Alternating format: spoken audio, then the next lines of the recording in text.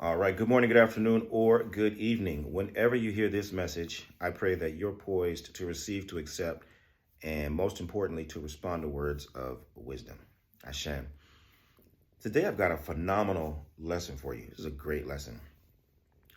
This is a lesson about the joy of finding your voice. And when I say finding your voice, I mean the ability to articulate your authentic experience, your perspective. Like people nowadays, it's common for people to say to tell your truth, right? Tell your truth. And this is super significant because some people grow up without being able to hear their own voice, let alone articulate their own voice. Some people have grown up in an environment wherein um, your your your your autonomy, your independence, your uniqueness was repressed. It may have been, in your home, it may have been in your school, in your neighborhood, or all of the above.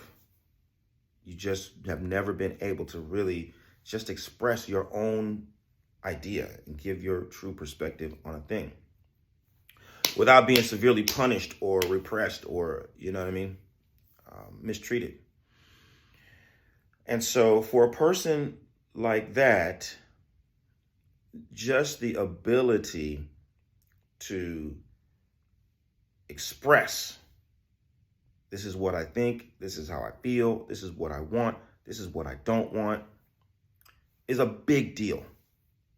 All right. It's a big, big deal. And so I commend you. I celebrate you. I affirm that process through which you have endured repression, maybe isolation, all kinds of things. You've endured whatever you've had to endure to find yourself at the place where you can say, hey, in spite of what everything that has happened and what everybody has done to prevent me from being able to take this stance, this is where I'm coming from.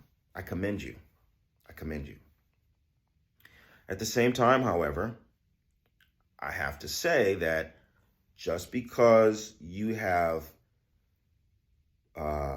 reached a developmental milestone and you're able to articulate yourself doesn't mean that you are right. Doesn't mean you got the right idea. It doesn't mean you've come to the right conclusion, right?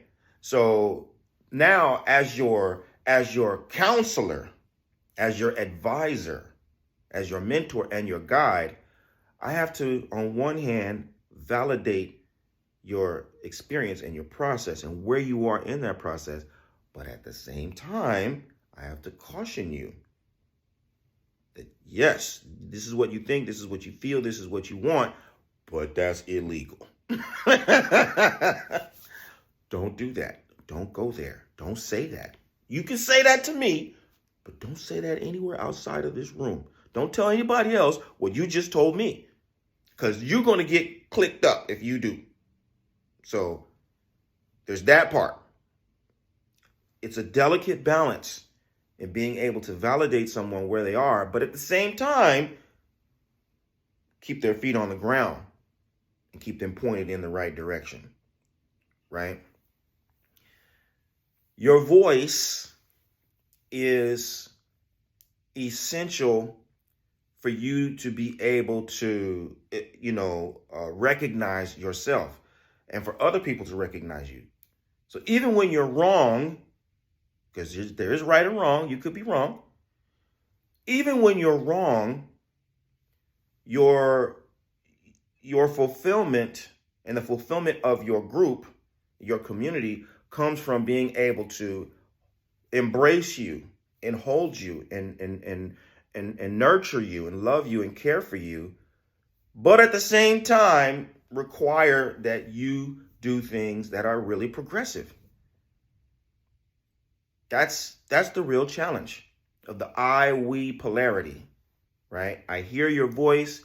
I can feel the sincerity of your voice. I can feel the courageousness of your voice. I can feel the wit and the wisdom and the creativity of your voice. And I validate that. I affirm that. I appreciate that. And I've got to contextualize that by our mission, our vision, our purpose, our identity as a collective, and ultimately what your identity has the potential to grow into. And that's how I'm going to respond to the emerging realization of who you are and what you bring into the world. One of my favorite verses of Ifa says, "Speak to me so that I might speak to you," is by our voices that we know one another in the dark. And although that is true, right, physiologically, everyone has a unique voice and you can recognize pretty much who's talking to you, even in the dark. But your voice here also is a metaphor. It's a metaphor for your contribution. It's a metaphor for your presence. It's how we recognize your work, your voice, the way you do the laundry, the way you make the meal, the way you dress the children, the way you tend to the yard, the way you do anything, in our work environment, right? People know, oh, you did that, right? That's your voice. That's how we recognize you in the dark. I didn't see you do this. I wasn't here when you put that in place, but I know there's only one person who could have done this just like that. It was you, right? So speaking to me so that I might speak to you is a metaphor for you showing up in your authentic form and doing the things that you really can do, that only you can do, so that I might appreciate them and recognize them and be blessed by them, and also get license and permission to do the same. Now I show up and I do my best and I give what really is within me. I make my contribution. So you speak to me so that I might speak to you. It's by our voices that we know one another in the dark. It's collectively that we do things that we are able to appreciate the role that everyone plays in the circle, right? And when you understand it that way, it's going to make it easier for you to do what I was describing in the beginning, which is, hey, you know what? I can hear what you're saying, and I know what it took for you to get to this point, and I validate that. I affirm that. I appreciate that you've gotten to that point, and I'm going to have to insist that you don't follow up on that, or I'm going to insist that if you're going to respond to that you got to do it this way and not that way, right? Because ultimately, we are trying to contribute to something that will enable and empower all of us to show up and, be present and be seen. So this is a lesson for the leaders. If you're someone who's ready to show up in an effort to improve the world through positive influence, I want you to find out how Oloye Obafemi Origuwa and the Orisha Lifestyle Academy can help you take your practice and your life to the highest level possible. Visit me at obafemio.com or orishalifestyle.com, and let's start working together to help you live the medicine that will heal your life and heal the lives of those that you are destined to serve. I look forward to working with you. Bye for now. Odaro.